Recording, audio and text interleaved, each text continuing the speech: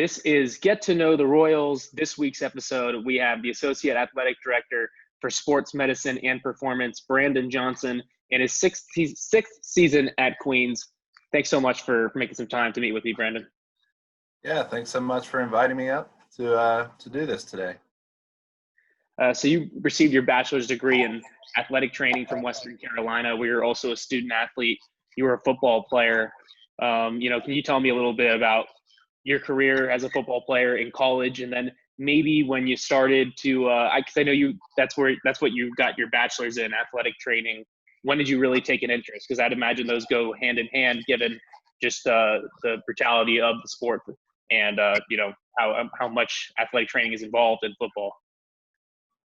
So I actually was not a football player at Western Carolina University. I aspired to go to college to play football, but took the route of athletic training after my open house, and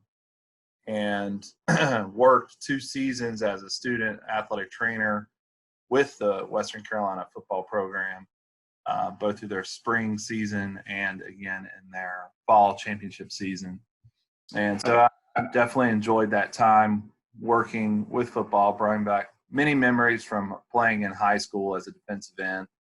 And, I always think, is that my decision to hang it up, was it the right call? Because I wanted to quickly move through my undergraduate degree as an athletic training student and move on to what I thought at the time was going to be physical therapy or PA school.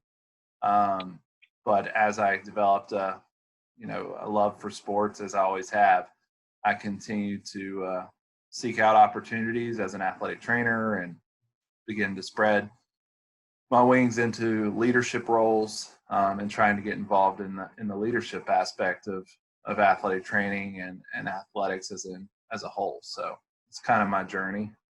Yeah, absolutely. After getting your bachelor's at Western Carolina, you got your master's degree in health administration at Pfeiffer. And then, a few years later, you became the head athletic trainer there. So can you tell me a little bit about what kind of led you to Queens, and serving in, now associate athletic director role? How did that transition happen?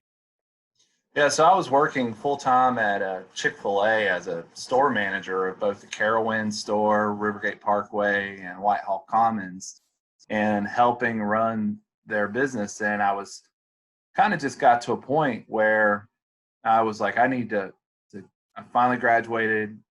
I'm now certified. I've passed my exams. I need to go find my first job. And I was interning with Adam Smith down at Belmont Abbey, just down the road here, close to where I grew up. And, he called me one day and said, there's an opportunity at Pfeiffer. So I jumped on and went over to Pfeiffer because it gave me an opportunity to get my master's. And I wasn't technically a graduate assistant, but they gave tuition remission, so I was able to work full time and get that process started.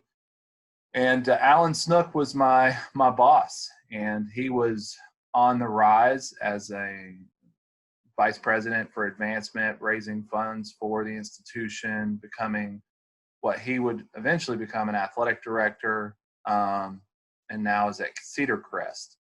And I just kind of enjoyed watching him. He pushed me to be a leader, to fill his shoes, to take care of things when he was absent, and it became a natural process that we worked congruently together to run the sports medicine department. And eventually I became the head athletic trainer after just 2 years of being an assistant. Now I had his support still as he took on that advancement role for the institution. But it gave me a sense of balance and courage to take a shot and to learn and to make mistakes, and then build relationships. And so that's what I did with Ortho Carolina. Built a lot of great relationships with Dr. D'Alessandro, and then the opportunity at Queens kind of opened the door. And Dr. D'Alessandro was the team physician at Queens at that time, a new team physician. And he gave me a call and said, hey, here's an opportunity in your back door I believe you would excel in. And I thought, yeah, this is something I could see myself in. So, and it's been a great 6 years. Queens has changed a lot since my arrival. Yeah, I can imagine. And you also have a big role in the strategic planning and operations at Queens. So I imagine such a unprecedented circumstance as COVID-19. I know a lot was on you to kind of implement a set of guidelines to bring the student athletes back safely. And can you tell me a little bit about, maybe you had a little bit of time while we were away from campus, but how you sort of put those regulations in place so that we can go about this safely. Yeah, as soon as we left in March and everything kind of came to a sudden stop, um, my wheels kept turning and it began to transition on where do we go from here? How are we going to continue to operate in the world of athletics when there's a pandemic? And you immediately start looking for your leadership and your organizing bodies, such as the NCAA and the NATA, and you start to get into the journals and the articles and the research that's coming out. I mean, it's very little stuff to go off of. So you're looking for those that have been in practice and understand diseases, and you begin to study and learn from the guidelines that they're putting out, and you just take one step at a time and put policies together that make sense for your position, your practice. So for us, it's collegiate athletics. So we have to balance, health and safety among a various amount of levels of contact and high risk transmission. We have high risk sports, we have intermediate risk sports, and low, and those have been very fluid moving targets. Over time, the NCAA has come out with different studies saying rate of transmission has changed on a week-to-week scale. So every Friday, it seemed like I was waiting for the 5 o'clock press release so I could get into the changes, get those into policy and best practice with our team physician, and then establish how that's going to change, our operations here in athletics. So, but the foundation, the principal foundations that we went on is social distancing, washing of the hands, and face coverings. And we've tried to get people to commit to that. And so it's been a good experience, as crazy as that may sound, because it's enhanced our skills to write policies, practices, and be flexible and change how we're doing things. It's either you rise to the occasion or you sit on the couch. You don't really have a choice. It's either get on or get off. So, and we need to be on.